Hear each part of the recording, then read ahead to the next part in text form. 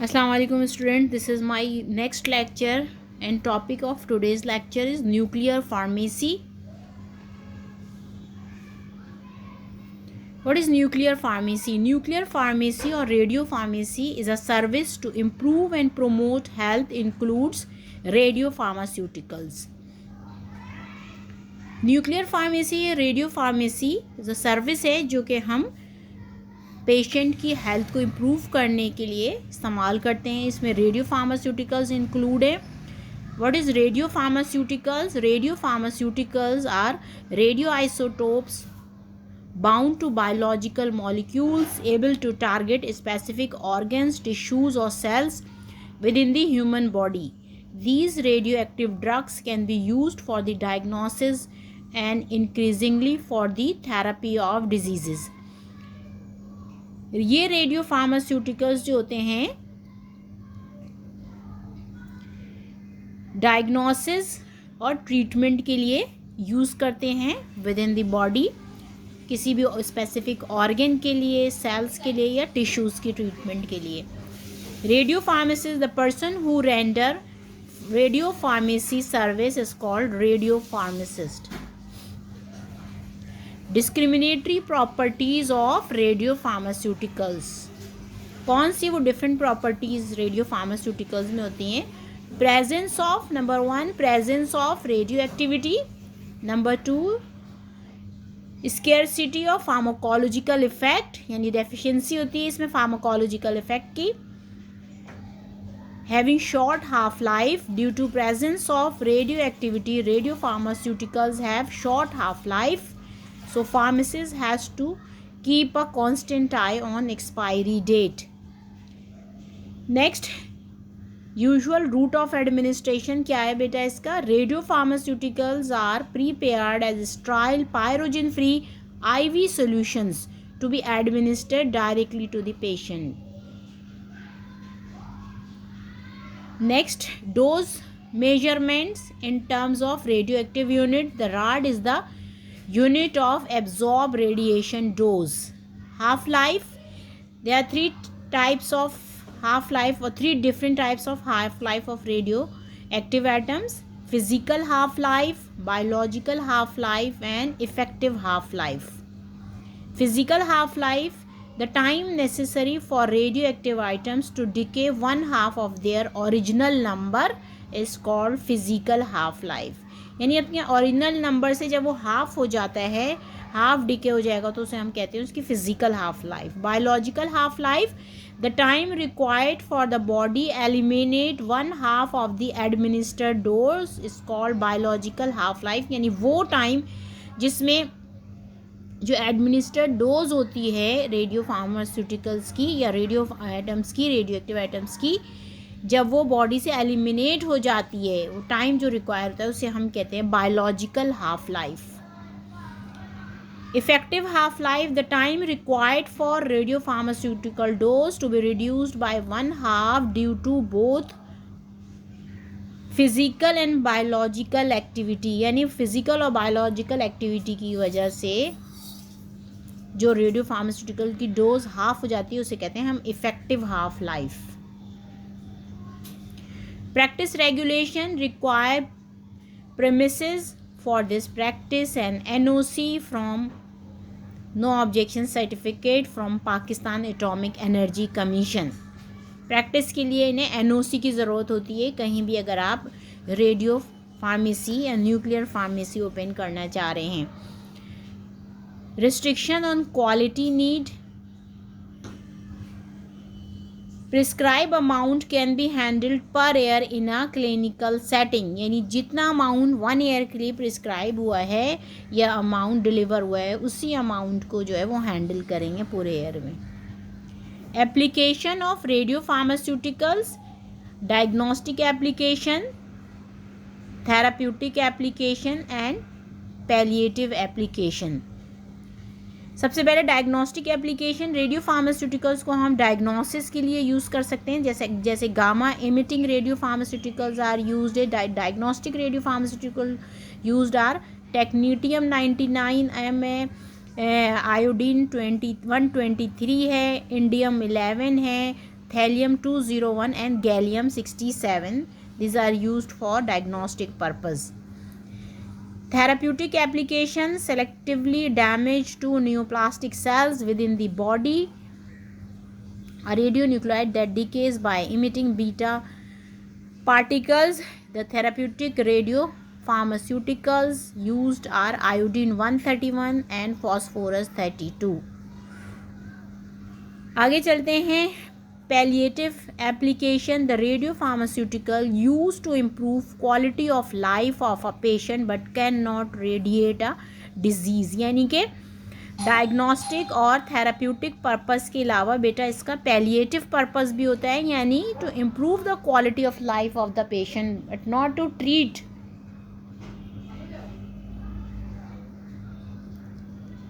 आगे चलते हैं. Planning for radio pharmacy. Planning for radio pharmacy requires, क्या रिक्वायरमेंट है प्लानिंग के लिए?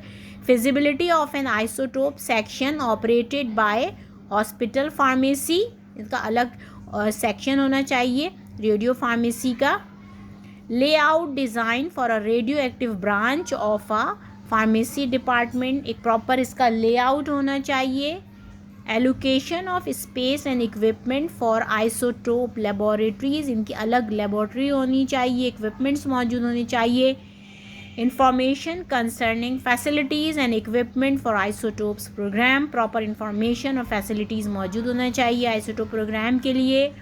मॉनिटरिंग, हैंडलिंग और मेजरिंग डिवाइसेस मौजूद होने चाहिए.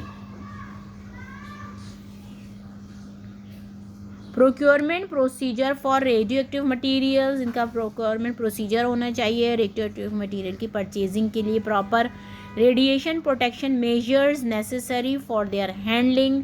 सेफ हैंडलिंग करनी चाहिए. प्रोसीजर्स इनके पास मौजूद होने चाहिए, मेजर्स मौजूद होने चाहिए, यानी जो रिक्वायरमेंट है उनकी तमाम चीज़ें मौजूद होनी चाहिए फॉर सेफ्टी के पॉइंट ऑफ व्यू से. Organization and training of the hospital staff for the utilization of radio active materials. जो हॉस्पिटल फार्मेसी अगर ओपन करना चाह रहे हैं हॉस्पिटल में तो प्रॉपर उसके लिए स्टाफ अपॉइंट होना चाहिए जिनकी प्रॉपर ट्रेनिंग होनी चाहिए. लाइसेंस की रिक्वायरमेंट होती है. Suggestion for special courses for hospital pharmacist in the handling of isotopes in hospital. Hospital pharmacist के लिए स्पेशल कोर्सेज करवाने चाहिए उस ऑर्गेनाइजेशन को. Basic requirement for radio pharmacy. क्या बेसिक रिक्वायरमेंट है रेडियो फार्मेसी की? Their use is subjected to control and supervision of atomic energy commission, federal government agency. Licence मौजूद होना चाहिए, एनओसी होनी चाहिए. कहाँ से? Atomic energy commission of Pakistan से. फैसिलिटीज़ में स्पेस होना चाहिए. Nuclear pharmacy must have adequate space. Proper space मौजूद होना चाहिए. Equipment, minimum equipment requirement for radio pharmacy are isolators और लेमिनर फ्लो हुड मौजूद होना चाहिए. Fume hood for fume generating radio pharmaceuticals. Dose calibrator, refrigerator, single और multiple channel gamma scintillation counter, microscope, other equipment necessary for services of radio pharmaceuticals. तो ये तमाम बेटा जो बेसिक रिक्वायरमेंट है रेडियो फार्मेसी अगर ओपन कर रहे हैं हॉस्पिटल में तो ये बेसिक रिक्वायरमेंट मौजूद होनी चाहिए. Nuclear pharmacist. Hiring a radio pharmacist और radio pharmacy. A pharmacist intended to become a radio pharmacist must have training in the following areas.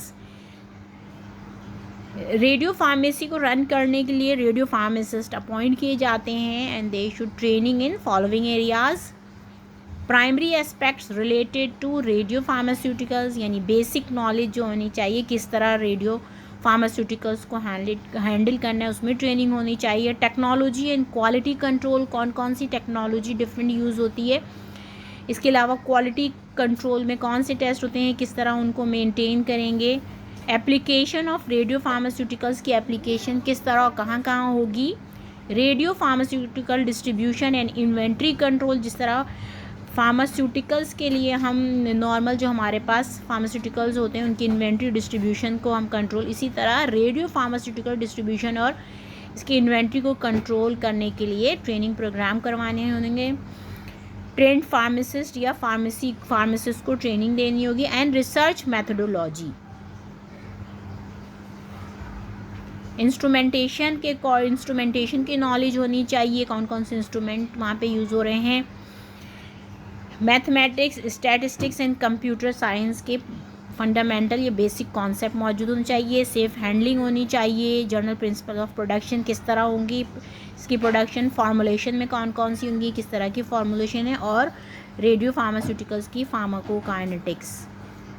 Radio isotopes committee ज़रूरी होती है। Radio isotopes committee is a board established for supervision and control of hospital isotope programme.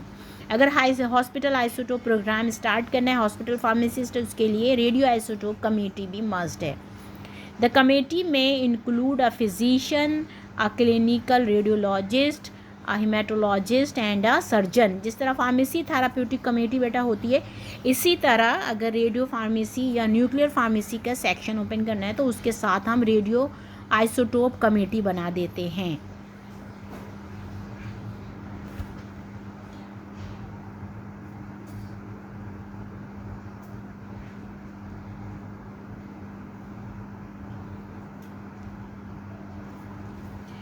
आगे चलते हैं। NOC from Pakistan Atomic Energy Commission. The pharmaceutical operation will carry out after approval from Atomic Energy Commission and must comply with its applicable laws and regulation. अगर radio pharmacy या nuclear pharmacy open करनी है बेटा तो उसके लिए NOC चाहिए होती है पाकिस्तान एटॉमिक एनर्जी कमीशन से, और उसके जो लॉज और रूल्स और रेगुलेशन होते हैं उसको इम्प्लीमेंट करना होता है। आगे चलते हैं। Environmental control. The environmental requirements are more critical in radio pharmacy practice than that of ordinary pharmaceutical practice. यानी नॉर्मली अगर फार्मास्यूटिकल्स की मैन्युफैक्चरिंग हो रही है तो उसकी रिक्वायरमेंट डिफरेंट होती है, या स्ट्रिक्ट रिक्वायरमेंट या इतनी क्रिटिकल नहीं होती है जितनी जो इन्वायरमेंट को मेंटेन करने के लिए होती है। अगर रेडियो फार्मास्यूटिकल्स की वहाँ पे मैन्युफैक्चरिंग हो रही है, उसकी हैंडलिंग हो रही है, उसकी डिस्पेंसिंग हो रही है या डिस्ट्रीब्यूशन हो रही है। Role of radio pharmacist. Hospital pharmacist may have the responsibilities for the ordering, receiving and storage of all isotopes currently use in a hospital. Radio अगर हॉस्पिटल फार्मेसी के साथ जो है वो अब न्यूक्लियर फार्मेसी भी खोल दी है, या तो हॉस्पिटल फार्मासिस्ट के साथ रेडियो फार्मासिस्ट भी अपॉइंट करते हैं जिसकी रिस्पॉन्सिबिलिटीज़ होती है ऑर्डर करना, रिसीव करना और तमाम रेडियो आइसोटोप जो कि करंटली हॉस्पिटल में यूज़ हो रहे हैं उनकी स्टोरेज।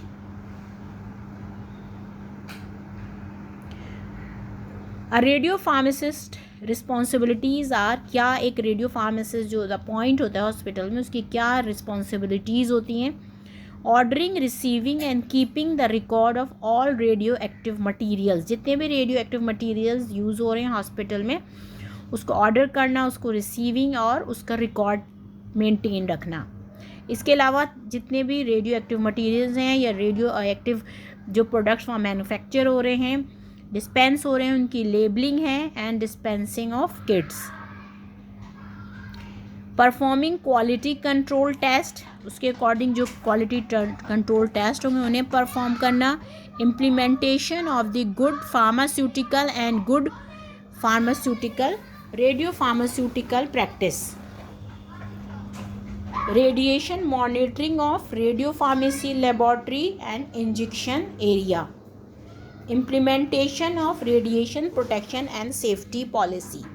रेडियो फार्मेसी या न्यूक्लियर फार्मेसी के हिसाब से जो भी पॉलिसी बनाई गई है सेफ्टी के पॉइंट ऑफ व्यू से उनकी इम्प्लीमेंटेशन। आगे चलते हैं बेटा। Support research and active participation in research products. Radio pharmacy के पॉइंट ऑफ व्यू से रिसर्च को सपोर्ट करना और इसके अलावा उन रिसर्च में पार्टिसिपेट करना और नए रिसर्च प्रोजेक्ट इंट्रोड्यूस करवाना। Performing of any other duty related to the clinical and assigned research work. Clinical और जो असाइन ड्यूटीज़ में जो भी रिसर्च वर्क हो रहा है उसे परफॉर्म करना. Training to the technologist on the pharmaceutical aspects of the nuclear medicine, radiation biology and protection. जो टेक्नोलॉजिस्ट अपॉइंट हुए हैं उनकी प्रॉपर ट्रेनिंग करवाना चाहिए न्यूक्लियर फार्मेसी से रिलेटेड, या रेडिएशन बायोलॉजी या रेडिएशन की प्रोटेक्शन से रिलेटेड. आगे चलते हैं. Formulation of radio pharmaceuticals. Some radio pharmaceuticals are available in ready to use form. For example iodine 131, gallium 67 and iodine 131.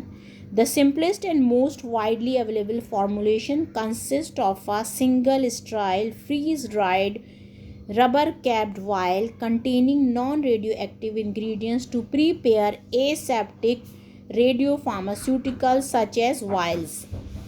कुछ रेडियो फार्मास्यूटिकल्स जो होते हैं वो रेडी टू यूज़ फॉर्म में बेटा अवेलेबल होते हैं, जैसे आयोडीन 131 या गैलियम 67 हैं.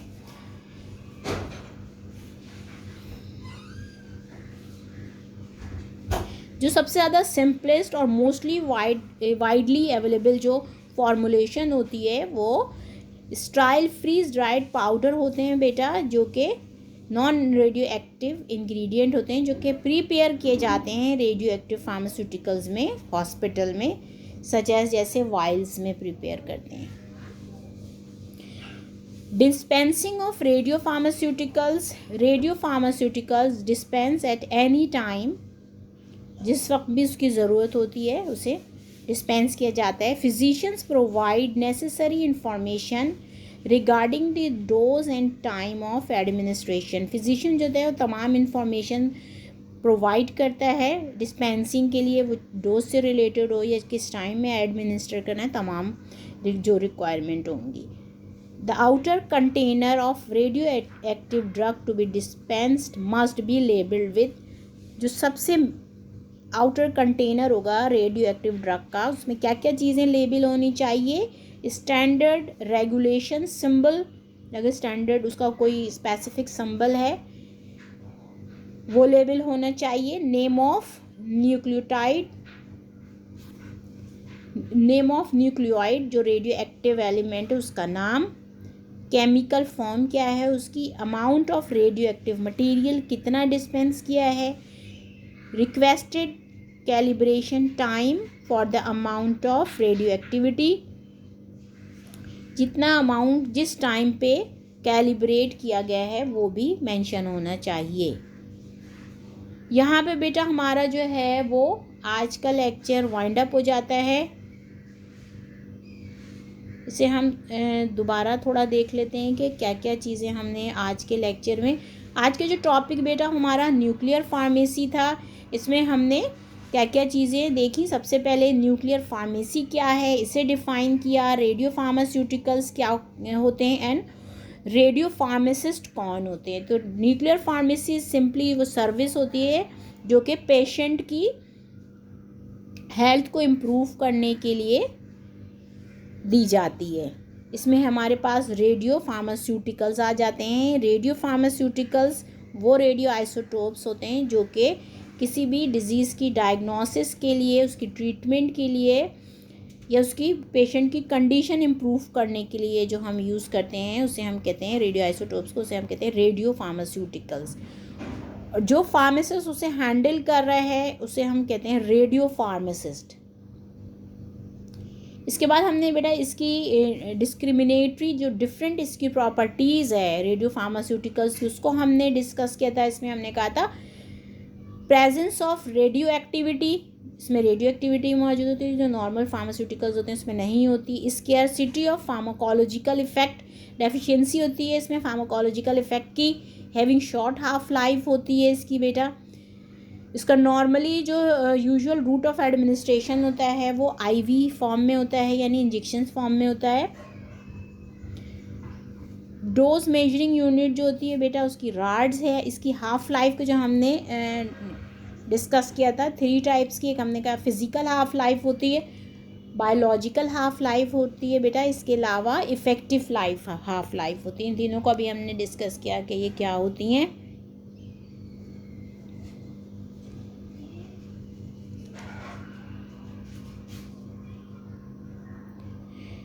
इसके बाद जो है प्रैक्टिस रेगुलेशन है कि इसकी प्रैक्टिस के लिए एनओसी रिक्वायर होता है, इसके क्योंकि without NOC from Pakistan atomic energy commission आप इसको स्टार्ट नहीं कर सकते रेडियो फार्मेसी को, या उसकी प्रैक्टिस स्टार्ट नहीं कर सकते हॉस्पिटल में। रिस्ट्रिक्शन एंड क्वालिटी नीड, यानी जितनी क्वांटिटी इसकी प्रिस्क्राइब होती है पूरे साल, जो अब एक दफ़ा में क्लिनिकल सेटिंग में, उसे पूरे साल उस चीज़ को हैंडल करना होता है। एप्लीकेशन क्या है रेडियो फार्मास्यूटिकल्स की बेटा, इन 3 टाइप्स की एप्लीकेशन को हमने यहाँ डिस्कस किया। डायग्नोस्टिक एप्लीकेशन है, कुछ रेडियो फार्मास्यूटिकल्स जो होते हैं जहाँ डायग्नोसिस के लिए अगर हम यूज़ कर रहे थे तो उसे हम कहते हैं डायग्नोस्टिक एप्लीकेशन। इसके अलावा जो है वो थेराप्यूटिक एप्लीकेशन है। फर्स्ट आपके पास बेटा डायग्नोस्टिक एप्लीकेशन है, सेकंड जो है वो थेराप्यूटिक है, यहाँ पे मैं बाय मिस्टेक 1 लिख दिया है, ये सेकंड हमारे पास उसकी थेराप्यूटिक एप्लीकेशन है, यानी ट्रीटमेंट के लिए जो हम यूज़ कर रहे थे उसे हम कहते हैं थेराप्यूटिक। कुछ रेडियो फार्मास्यूटिकल्स थेराप्यूटिक एप्लीकेशन के तौर पे, ट्रीटमेंट के तौर पे हम यूज़ कर रहे हैं। पैलिएटिव एप्लीकेशन, यानी सबसे पहले डायग्नोस्टिक एप्लीकेशन आ गई, फिर बेटा इसकी थेराप्यूटिक एप्लीकेशन आ गई, then palliative application means radio pharmaceutical use to improve quality of life of a patient but can not irradiate or treat a disease or remove a disease. इसमें मुख्तलिफ example बेटा हमने डिस्कस कर ली। Planning of for a radio pharmacy के लिए हमें planning के लिए रेडियो फार्मेसी जगह हमें स्टार्ट करनी है तो किस तरह क्या फिजिबिलिटी होनी चाहिए, क्या लेआउट डिज़ाइन होना चाहिए, कितना स्पेस होना चाहिए, किन किन फैसिलिटी की रिक्वायरमेंट होगी, प्रोक्योरमेंट किस तरह हम करेंगे, इसके अलावा रेडियो प्रोटेक्शन मेजर्स कौन से लेंगे सेफ़ हैंडलिंग के लिए, ट्रेनिंग जो हम स्टाफ की करेंगे वो मस्ट हो जाएगी, लाइसेंस की रिक्वायरमेंट होगी।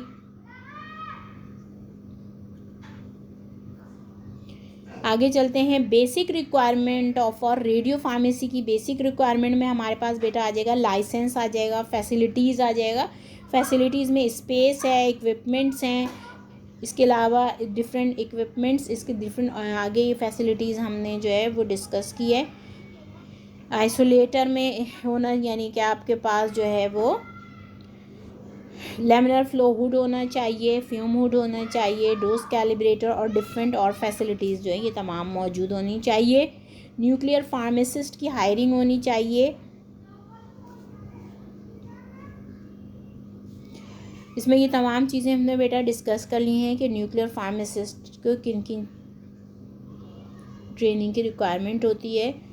इंस्ट्रूमेंटेशन की प्रैक्टिस, जो जो इंस्ट्रूमेंट उसकी अवेयरनेस होनी चाहिए। इसके अलावा मैथ्स, स्टैट्स और कंप्यूटर साइंस के फंडामेंटल कॉन्सेप्ट मौजूद होने चाहिए।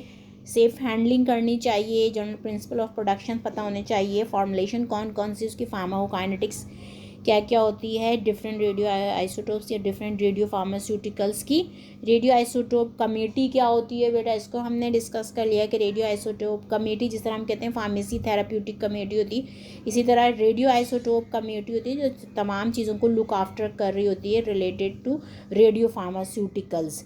इसमें हमारे पास कमेटी में फिजिशियन होते हैं, एक क्लिनिकल रेडियोलॉजिस्ट होता है, हेमाटोलॉजिस्ट होता है और एक सर्जन मौजूद होता है। इसके अलावा उनका एनओसी चाहिए होती है पीएईसी से। इन्वायरमेंटल कंट्रोल होना चाहिए, क्या क्या क्रिटिकल रिक्वायरमेंट होती है, तमाम नॉलेज होनी चाहिए। फिर रोल ऑफ रेडियो फार्मासिस्ट का रोल क्या होता है, इसको हमने यहाँ पे डिस्कस कर लिया था। रिस्पॉन्सिबिलिटीज़ क्या क्या होंगी, तमाम रिस्पॉन्सिबिलिटीज़ को हमने बेटा यहाँ 1 बाय 1 डिस्कस किया। ऑर्डरिंग, रिसीविंग, रिकॉर्ड मेंटेनेंस हो गई, labelling and dispensing of kits है, quality control, performing quality control test है, implementation of good radio pharmaceutical practice है, मॉनिटरिंग है तमाम चीज़ों की, implementation of safety procedures policies है। इसके अलावा सपोर्ट को रिसर्च करेंगे, रिसर्च को सपोर्ट करना है, यानी support research and active participation in research product. ये सिर्फ पार्टिसिपेट नहीं करेंगे बल्कि उसमें उसको सपोर्ट भी करेंगे और डिफरेंट रिसर्च प्रोजेक्ट जो होंगे उसके अकॉर्डिंग वहाँ पे जो रेडियो फार्मासिस्ट अपॉइंट होगा वो काम करेगा। इसके अलावा clinical and assigned research work में जो भी उसकी ड्यूटीज़ हैं उसे कंप्लीट करेगा, उसे परफॉर्म करेगा। लास्ट में ट्रेनिंग टू द टेक्नोलॉजिस्ट, जो टेक्नोलॉजिस्ट अपॉइंट होते हैं उनकी ट्रेनिंग की जाएगी related to radiation biology, nuclear medicine and protection. Formulation में बेटा यहाँ पे मैंने बता दिया कि डिफरेंट टाइप्स की फॉर्मुलेशन हमारे पास मौजूद होती हैं। इनमें कुछ जो होती हैं रेडी टू यूज़ में होती हैं, कुछ ही होता है कि आप हॉस्पिटल में उसे मिक्स करके रेडियो एक्टिव को और फार्मास्यूटिकल को मिला के डिस्पेंस और प्रीपेयर और डिस्पेंस कर रहे होते हैं वहाँ पर। फिर डिस्पेंसिंग ऑफ रेडियो फार्मास्यूटिकल्स में किन किन चीज़ों की रिक्वायरमेंट होती है ये यहाँ पे बेटा हमने डिस्कस कर लिया। यहाँ पर बेटा आज का हमारा लेक्चर वाइंड अप हो गया। इसमें अगर कोई चीज़ नहीं समझ में आई हो तो ये हम जब अपना इंटरेक्टिव सेशन लेंगे उसमें हम इसे डिस्कस कर लेंगे। थैंक यू, अल्लाह हाफिज़।